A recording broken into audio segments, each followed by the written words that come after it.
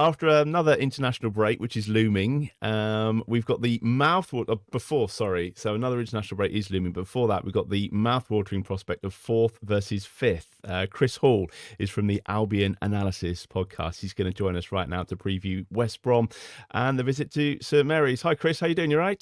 Yeah, not too bad. Yourself? Is this Chris and his dog? No, Is it... she's got fed up and gone over to the other sofa now. But She yeah, got bored of listening to us. yeah. Well, yeah. I mean, fortunately, you're on the headphones, so she just got bored of the fact that I wasn't prepared to play ball with her, actually. But Right, yeah. okay. I won't take it personally. Thanks for coming on. I mean, look, 3 wins in a row now. I mean, you've got to be happy with that, right?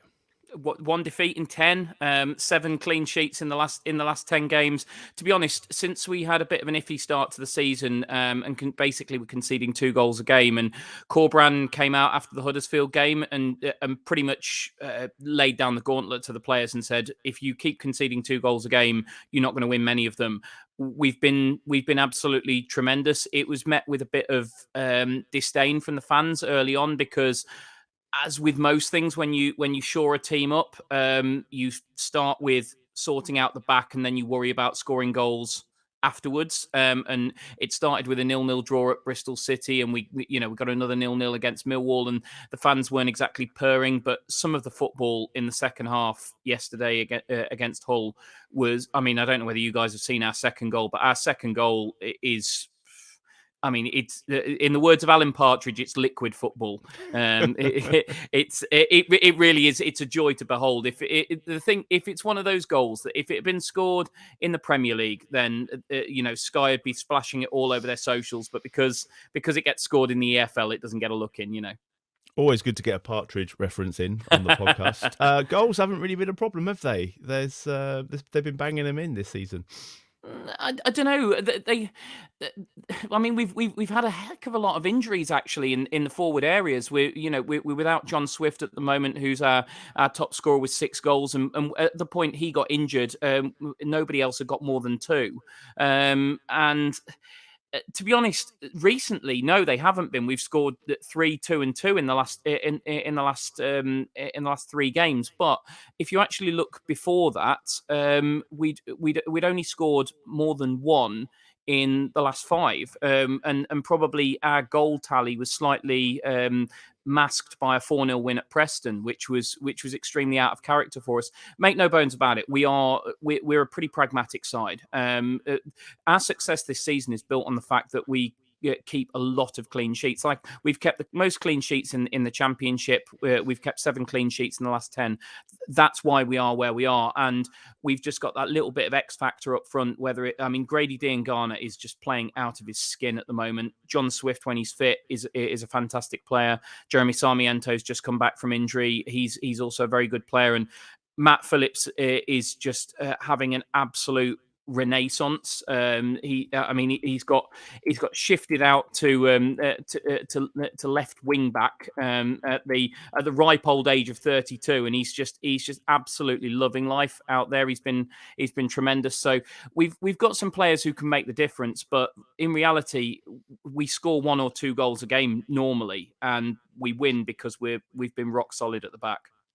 So what sort of a game are we expecting at St Mary's? You're going to be pressing from the front and trying to harass us out of the ball and possession, or I don't. I mean, we pressed Hull high up the field because we knew they wanted to play out from the back, and the first goal comes from us pressing the goalkeeper and pressing Jean-Michel Seri, and he makes a horrible mistake, passes it straight to Jed Wallace, and we score. And given the way you guys play, I would be surprised that if you're going to play out from the back, and I'd be surprised if we didn't try that. But the thing is, it just depends on whether it works or not, because we tried the same thing against Plymouth a few weeks back, and they got through our press really, really easily in the first half, and then Cour changed it at half time, because, to be honest, if Plymouth had a goal scorer worthy of the name. And this is not disrespectful to Plymouth, because I thought 90% of what they did, they were the best attacking team I've seen at the Hawthorns, but they just couldn't finish their chances because they didn't have anybody clinical on the end of them.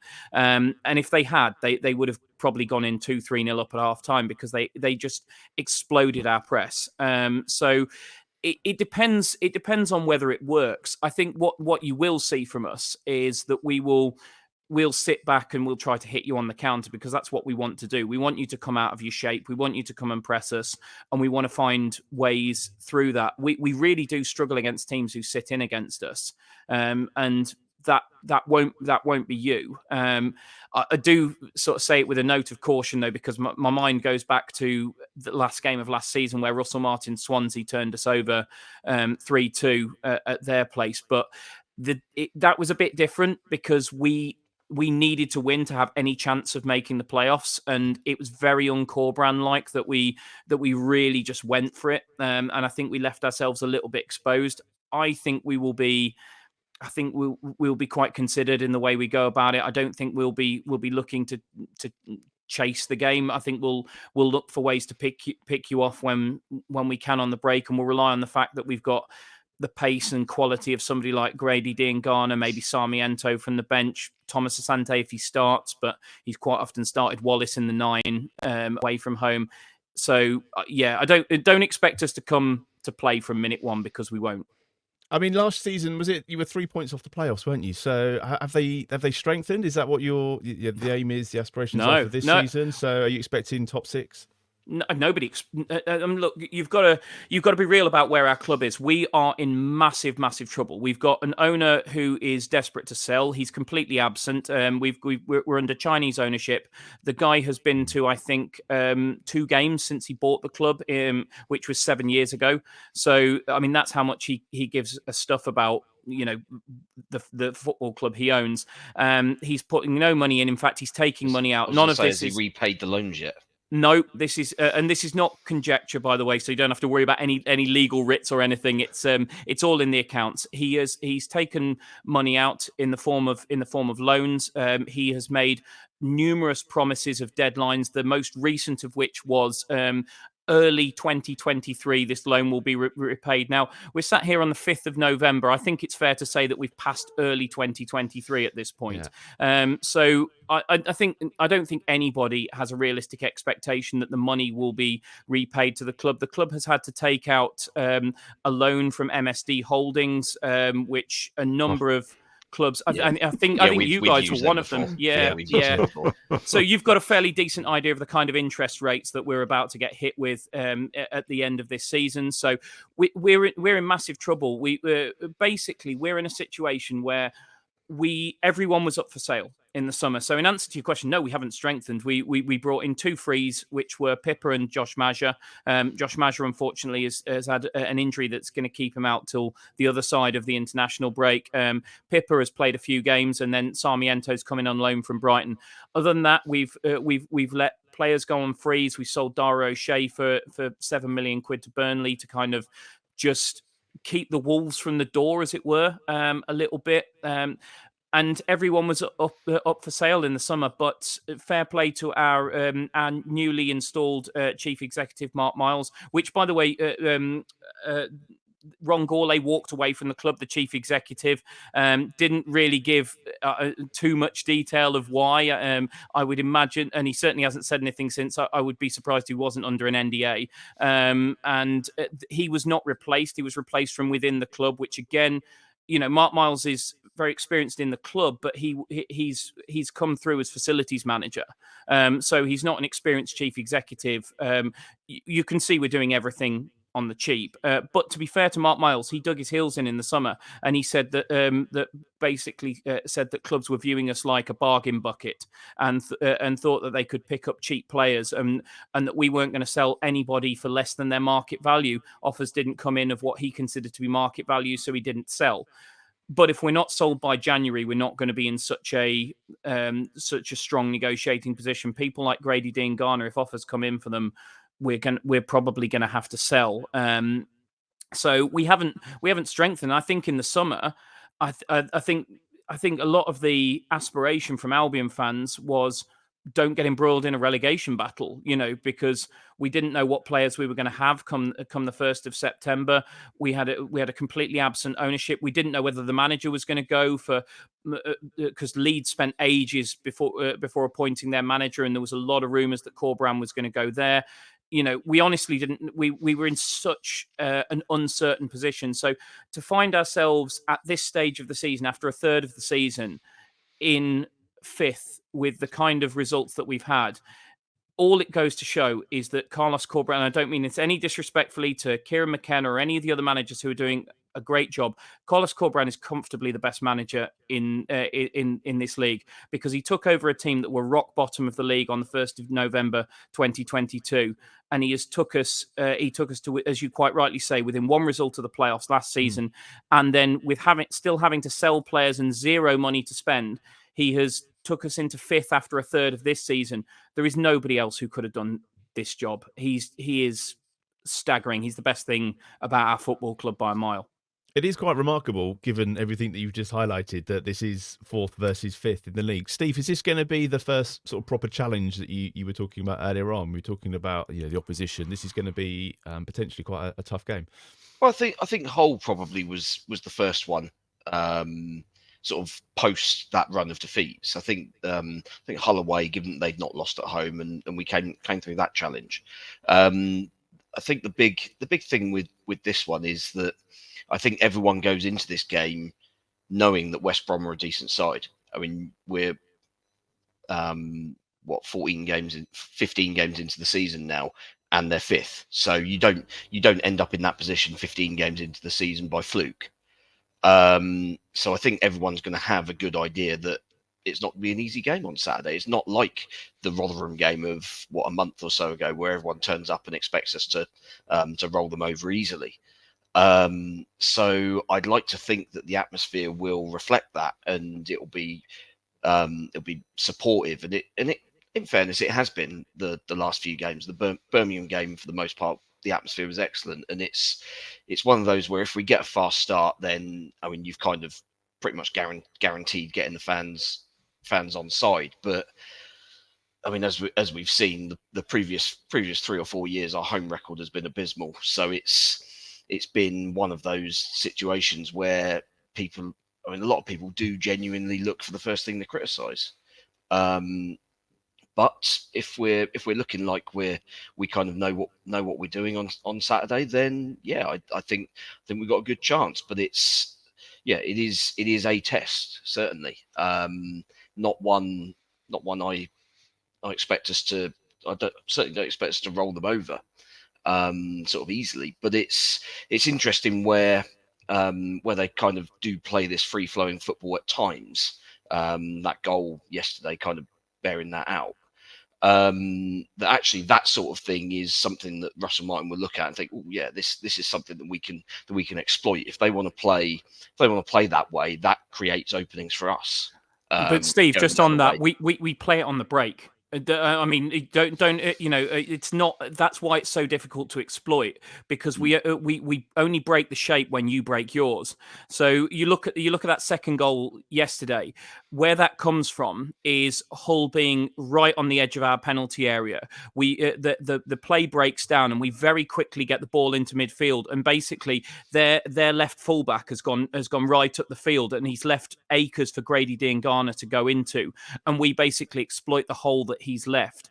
I mean, I understand what you're saying, but I mean, having watched quite a lot of Carlos Cour football, I would the best way, not wanting to give you the playbook on how to beat us, but the best way to beat us is to you've got to get overloads into areas, and you're not going to beat us by pulling us by basically sitting off us and waiting for us to break shape, because we're just not going to do that. And as I say, when we play this free-flowing football, what we do it at pace when the other team is overcommitted. We're an extremely intelligent team in terms of knowing when the opposition have given us a chance to hit them on the break. Glenn, I just want to get your thoughts on this, because when Chris was talking earlier, I was thinking, well, this is going to be a high-scoring game. This is going to be all right, maybe a couple of mistakes. And now I'm starting to think, actually, it's going to be more like a game of chess, and someone's going to nick it 1-0. Well, the only way it will be, a free-flowing, exciting game is probably if we score early, and that will force West Brom to come out a little bit, because you can only sit in your shape for so long if you're behind. You have to eventually start taking risks. So It'll be an interesting game, certainly from a tactical point of view. Do you say West Brom play with wing backs usually? So 3 central defenders and Away from home, yeah, we do. Yeah. We played with a 4 at home against Hull. Glenn, just to give you a bit of context, though, I mean, I don't know how much interest you guys pay to XG, but our XG against None. None. Well, it's just interesting because it gives you an idea of how many chances teams actually create against us. Our XG again, our non-penalty XG against in the last 7 games has been 0.4 against Preston, 0.2 against Sheffield Wednesday, 0.8 against Birmingham, 0.4 against Plymouth, 0.2 against QPR, 1.8 against Coventry, who really did cause us problems, and then 0.4 against Hull. That's how little all those we teams, give away. All those teams are crap. We're not. Well, Sheffield Wednesday. I mean, I'm surprised Sheffield Wednesday managed 0.2, to be honest. Yeah, so was I. It was a pot shot from 20 yards. Yeah.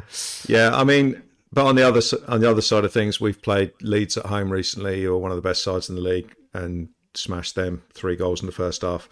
Birmingham did the same. So, I mean, at home we seem to be coming out of the traps fairly fast now. So I would anticipate us trying to do that straight away. And if West Brom are sitting in, that may play into our hands in the first sort of like 10 minutes or so.